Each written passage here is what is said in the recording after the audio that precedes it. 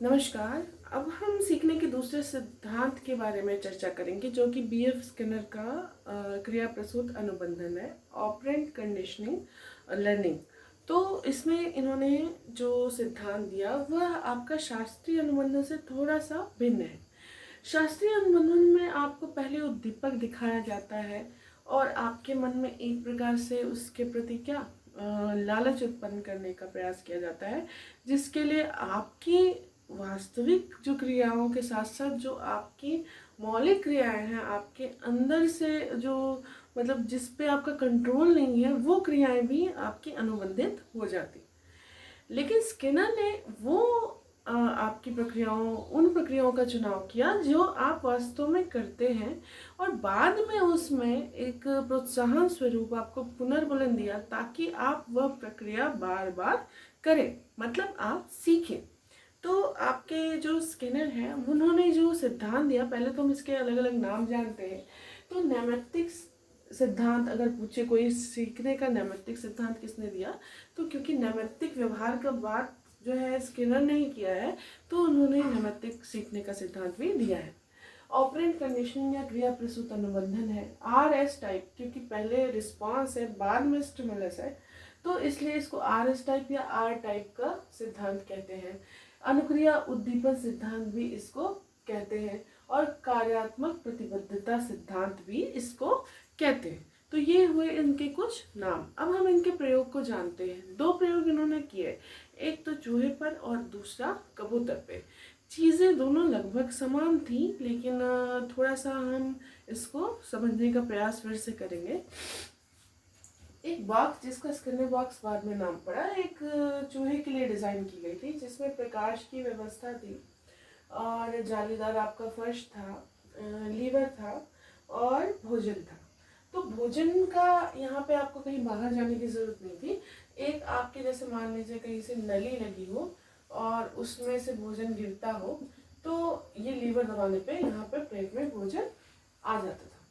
तो ये जो चूहा जो इसकी अपनी मौलिक अभिक्रियाएं हैं, कह सकते हैं कि कूदते रहते हैं, हमेशा एक जगह स्थिर नहीं रहते, तो वो अपनी मौलिक जो अनुक्रिया है वह करते हैं। नैसर्गिक जो आपकी नैमित्तिक अनुक्रिया है वह करते रहते हैं। साथ ही साथ इसमें ये नहीं कह सकते कि बिल्कुल आपका कोई और फैक्टर है ही नहीं।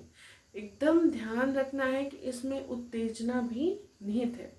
वो उत्तेजना जो बिना मतलब अज्ञात उद्दीपक के लिए, जिसका आपको पता भी नहीं है कि उद्दीपक क्या है, लेकिन इसमें कोई उद्दीपक पहले प्रस्तुत नहीं किया जा सकता। लेकिन उत्तेजना क्या होती है यहाँ पे? भूख, क्योंकि आवश्यकता आविष्कार की जननी होती है। इस बात को सभी मनोवैज्ञानिकों ने अपने अपने सिद्धांत में इसको समाहित किया।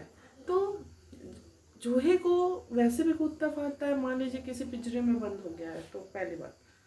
दूसरी चीज़ है कि जो पिंजरा है उसमें जो चूहा है उसको भूख भी लगती है। तो भूख लगती है तो वो इधर उधर कूदता है। प्रकाश की व्यवस्था इसलिए रहती है कि वो लीवर को अच्छी तरह देख पाए। तो कूदते कूदते कूदते कूदते क्या करता है, वो अचानक से यहाँ लीवर के पास आता है, उससे गलती से लीवर दब जाता है और दब जाने पे ये पाइप से भोजन उसके पेट में गिर जाता है और प्रकाश में वो बार बार इसको ऑब्जर्व करता है। क्योंकि यहाँ बाद में आपका उद्दीपक पहले ना आके बाद में आया, तो ये पुनर्बलन है। किसी क्रिया को बार बार करने के लिए बल प्रदान करने वाला आपका यहाँ पे टर्म यूज कर सकते हैं, जिसको कहते हैं पुनर्बलन या रेनफोर्समेंट। तो ये प्रक्रिया बार बार करने के बाद क्या करता है कि चूहे को पता हो जाता है कि ये पर्टिकुलर जो आपका चूहा है ये लीवर दबाएगा और सीधे उसको भूख लगी है, तो वो उसको भोजन वहाँ से प्राप्त हो जाएगा। बार बार भोजन प्राप्त होने से उसको पुनर्बलन मतलब उसको मिलता रहता है और वो सीख जाता है लीवर दबाना। तो यहाँ पर चूहे का ये एक्सपेरिमेंट है जो कि 1930 में किया। इसमें साथ में एक स्पीकर भी रहता है, मतलब ध्वनि युक्त स्पीकर, जिससे इसको पता चलता है कि लीवर दबा। अब कहीं भी दबा रहा है, अब कहाँ दबा ये नहीं पता चल सकता ना। तो जब वो लीवर दबाता है तो लीवर में कुछ आवाज़ आती है और उसे पता चल जाता है कि उसकी एग्जैक्ट पोजीशन क्या है। इससे उसको सीखने में मदद मिलती है कि कहाँ लीवर है और हमको किस प्रकार से दबाना है। अब बात करते हैं कबूतर की। तो कबूतर का एक्सपेरिमेंट यहाँ पे 1943 में हुआ। यहाँ पे एक मंद प्रकाश या कई प्रकार के प्रकाश का बल्ब यहाँ पे रखा उन्होंने, रोशनदान था। और यहाँ पे क्या था कि चोंच से, उसकी वजह से, प्रकाश की वजह से कबूतर यहाँ जाता है और चोंच मारता है। तो चोंच मारता जैसे की पर पड़ता है, यहाँ पे एक छोटी सी खिड़की होती है जिसमें सिर्फ उसका मुंह या चोंच ही जा सकती है, और यहाँ पे पूरा भोजन का सिस्टम होता है, तो उसको भोजन मिलता है, तो उसको पुनर्बलन प्राप्त होता है। तो बार बार करते करते वो एक बार क्या होता है कि कबूतर को डालते हैं और वहाँ पे पिंजरे में, और कबूतर सीधे वो लीवर दबा देता है, मतलब उसने सीख लिया। तो ये इनका एक्सपेरिमेंट था सीखने के लिए।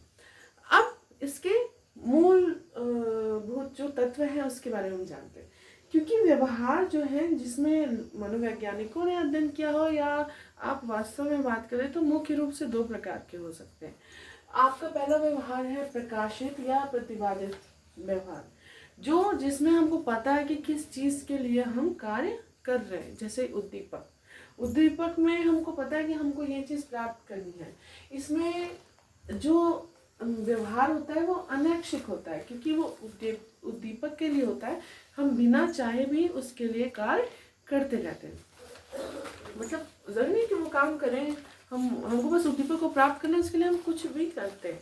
तो ये आपका प्रकाशित या प्रतिपादित व्यवहार है। दूसरा आपका उत्सर्जित या क्रिया प्रसूत व्यवहार है, जिसमें उत्तेजना होती है, जो वो नैमित्तिक आपका जो व्यवहार है, जो प्रत्यक्ष, स्वैच्छिक एवं उत्सर्जित व्यवहार है, उसके लिए उत्तेजना होती है। आप क्रिया करते हो और आपको क्या मिलता है, आपको रिस्पॉन्स से आपको रिजल्ट मिलता है। अगर वो पॉजिटिव है तो आप फिर करते हैं, निगेटिव है तो नहीं करते हो। जैसे कि यहाँ पे जो जालीदार इस पे बने थे जिस पे विद्युत के करंट भी लगे थे, कुछ निगेटिव जो आपका पुनर्बलन है उसके लिए, मतलब नेगेटिव पुनर्बलन वह है, नकारात्मक पुनर्बलन, जिसको हटाने पे क्रिया के होने की संभावना बढ़ जाए। धनात्मक को बढ़ाने पे और निगेटिव को हटाने में। ये नहीं करना कि आपको दंड देना है, आपको क्या करना है कि निगेटिव को हटाना है और पॉजिटिव को लाना है। तो यहाँ पर इस प्रकार से बात की गई। अगर इनकी जो निहितार्थ, शैक्षिक निहितार्थ की बात की जाए तो पहले तो इनका जो सिद्धांत है, व्यवहार की पुनरावृत्ति उसके परिणाम द्वारा निश्चित होती है। तो वही है, पुनर्बलन है, अगर पॉजिटिव है तो वो फिर से करेगा, नेगेटिव है तो वो नहीं करेगा। तो मतलब जो परिणाम उसका सुखद है कि दुखद है, इस पे व्यवहार को करना है नहीं करना है वह डिपेंड होता है, और कैसे किस प्रकार से सीखना है यह भी आपका निर्भर करता है। अगला चीज़ जो इसमें बोला गया कि व्यवहार संचालन बनाए रखने के लिए जो परिणाम है वही महत्वपूर्ण होता है। मतलब क्या रिजल्ट है, आप बहुत अच्छा काम करें लेकिन अगर कभी कभी क्या होता है कि हमको रिजल्ट पॉजिटिव नहीं मिल रहा, तो वो चीज़ हम करना छोड़ देते हैं, और फिर कभी आप मोटिवेट होते हैं तो फिर से करने लगते हैं, वो अलग बात है। लेकिन क्या है, अगर आप गलत काम कर रहे हो तो आपको बहुत पैसे आपने कमा लिए गलत तरीके से, तो उसको मतलब अच्छा चीज़ खरीदना, उस पैसे को मतलब मिसयूज़ करना, तो आप क्या करते हो, आपको फिर एडिक्शन हो जाता है धीरे धीरे आपको।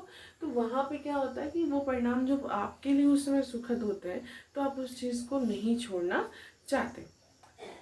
तो जो इनके शैक्षिक निहितार्थ है उसमें यह भी है कि प्रेरणा की बात की गई। तो प्रेरणा कहाँ से मिलती है, उस पुनर्बलन से, और वो पुनर्बलन किस प्रकार का है यही निर्भर करता है कि आप वह कार्य किस प्रकार से सीखेंगे या दोबारा करेंगे कि नहीं।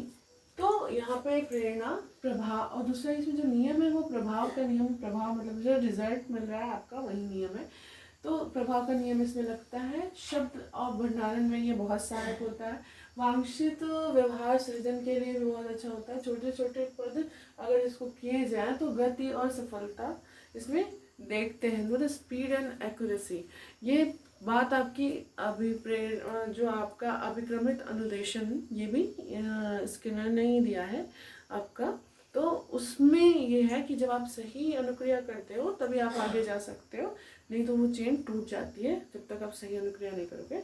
तो इससे क्या करता है, बच्चा सही अनुक्रिया करना ज़्यादा कोशिश करता है कि गलत अनुक्रिया ना करें। इसमें अभ्यास, पुनर्बलन, जटिल व्यवहार, मानसिक रोगों के लिए, बच्चों के लिए ये सीखने में बहुत ही सहायक होता है। क्योंकि पुनर्बलन से क्या है कि जैसे चॉकलेट बाद में मिल रही है, ड्राइंग बॉक्स मिल रहा है, या आप उसकी प्रशंसा कर रहे हो, तो ये सारी चीज़ें मिलने पे क्या होता है कि वो बहुत अच्छी प्रकार से सीखने लगता है। और ये इसमें ये भी ध्यान रखना है कि जब पुनर्बलन है व्यवहार के तुरंत बाद अगले में, अगर आप कोई बच्चा पास हुआ अच्छे नंबर से, आपको तुरंत न देके 1 हफ्ते बाद, 1 महीने बाद देते हो, तो उसका फिर से होने की संभावना भी लेट होती जाती है। तो इन सब बातों का हमको ध्यान रखना चाहिए। रही बात पुनर्बलन की, तो पुनर्बलन भी हमारे 2 प्रकार के होते हैं। आपका जो पुनर्बलन होता है वो एक होता है पॉजिटिव और दूसरा होता है नेगेटिव। पॉजिटिव जिसको बढ़ाने पे क्रिया के होने की दोबारा संभावना बढ़ जाती है, नेगेटिव हुआ है जिसको हटा देने पे संभावना बढ़ जाती है। मतलब अगर आप निगेटिव जो से आप कह सकते हो कि बहुत शोर है जिससे उसको दिक्कत है, या अन्य प्रकार के आपकी बाधाएं हैं जिससे निगेटिविटी है, उसको हटाओगे तो वो अच्छे से सीखेगा। इसमें भी 2 प्रकार के होते हैं पुनर्बलन आपके, धनात्मक और ऋणात्मक में। तो धनात्मक की बात करें तो सतत और असतत। अगर आप कंटिन्यूसली हर सही प्रक्रिया के बाद आप उसको पुनर्बलन देते हो तो ये सतत है। और अगर कई मतलब बीच बीच में गैप कर देते हो, आज दिया, कल नहीं दिया, परसों नहीं दिया, फिर दिया, तो वो असतत, मतलब उसका ब्रेक हो जाता है चेन आपका, तो असतत है। इसमें भी आपका 2 प्रकार का होता है। इसमें परिवर्त और अंतराल और अनुपात। एक निश्चित अंतराल, मतलब एक तरह से कहते हैं मापन का जो अंतराल स्तर है, उस हिसाब से अगर आप करते हो तो वो अंतराल का पुनर्बलन।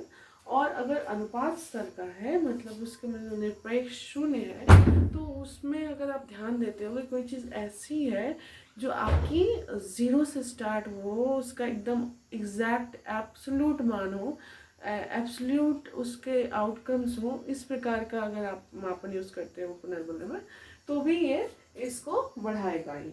और उसमें भी परिवर्त एवं स्थिर 2 प्रकार के आपके इसमें पुनर्बलन होते हैं।